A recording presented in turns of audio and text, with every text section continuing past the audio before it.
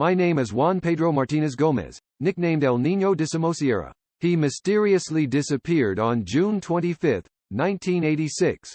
When he was 9 years old, I was traveling with my parents in a tanker truck loaded with acid when the car went off on one of the curves. The bodies of my parents, Andrés and Carmen, were found. Unlike mine, which was never found. I was a very good student, and for this reason my parents offered me to travel with them to Bilbao. My father, Andrés, who worked as a truck driver, had to take a large quantity of sulfuric acid to a petrochemical company in the city. Therefore, on June 25, 1986, my parents and I set out from Las Canovas, a district in the Murcian town of Fuente Alamo. The size he was carrying was 20,000 liters of sulfuric acid, opium, 98 degrees of purity. Along the way we make several stops. The first of these occurred in the sale of the olive tree, a few kilometers from Cieza. Later on we parked in the Cuenca town of Las Pedroñeras, where we parked on the service road.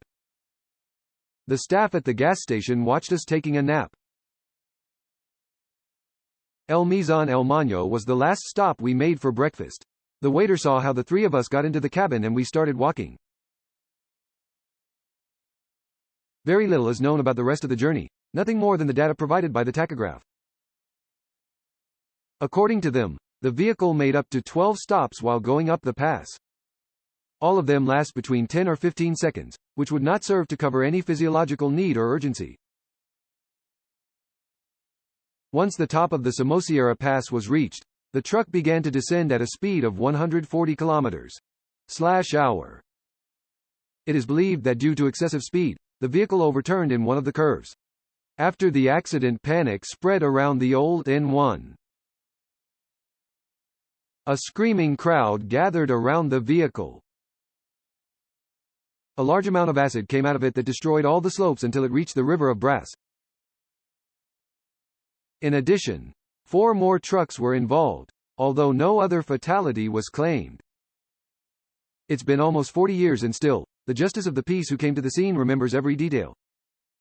We found a huge column of smoke due to the contact of the acid with the water. No one dared to approach.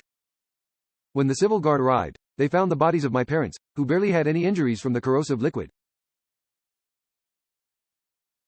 There was no trace of me. It seemed impossible that I would have come undone, as the forensic evidence showed. Everything indicated that I was not in the vehicle at the time of the accident. The special forces took more than 10 hours to remove the remains of my parents, Andrés and Carmen, from the truck. It wasn't until my grandparents called to ask for me, when the agents found out that someone else was traveling in the vehicle. Until that moment, there was no possibility for the civil guard that someone else was with the parents in the cab of the truck. According to several experts, I could not have survived such a major accident. From that moment on, new suspicions began to arise and public opinion wondered where I was. The possibility that my parents were involved in a drug trafficking network became very important. Something that the family did not deny. For this reason, some people claimed that they could have been pressured and that they would have subsequently retained the child to ensure delivery. My father Andrés, who had many debts, could have accepted this deal or coerced him into it. After the accident, the truck was transferred to the Madrid municipality of Colmenar Viejo. After inspecting the car for long hours, they found the rubber of a shoe that belonged to me. This confirmed that his corpse could not have dissolved in that short period of time. In addition, it was learned that the accident was due to a mechanical failure of the car's brakes. Some time later, the civil guard found a white canvas containing drugs inside the cistern. The cache was located in a secret apartment and surrounded by acid, both above and below. The owner of the vat. It was not believed that my father, Andrés, had anything to do with any drug or contraband issue. He said that perhaps they could have taken the child away with threats to force him to do something he did not want. Perhaps they forced him to transport the cargo by kidnapping until the merchandise reached Bilbao.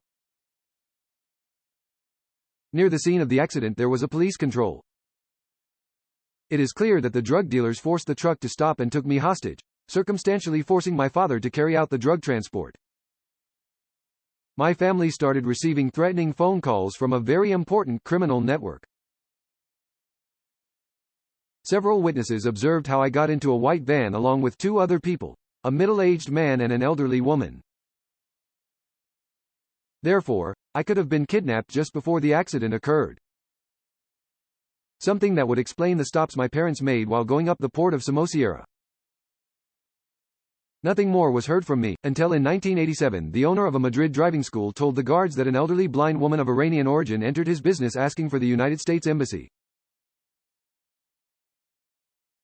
She was accompanied as a guide, a boy of about 10 or 11 years old who had an accent similar to Andalusian and who was a bit disoriented. The owner was convinced that the child was me. I swear and I perjure it. In addition, he insisted that the older lady was the one that some of the witnesses to the accident pointed to. Nothing was known about this track or any other. My family remains convinced that I was not in the truck at the time of the accident. They think that in the last stop, the longest, the 22-second one, there was time for them to do something to the child, to take him away. My disappearance is one of the most mysterious in our country, surrounded by hypotheses and without any clear or reliable clue that could indicate the whereabouts of the child.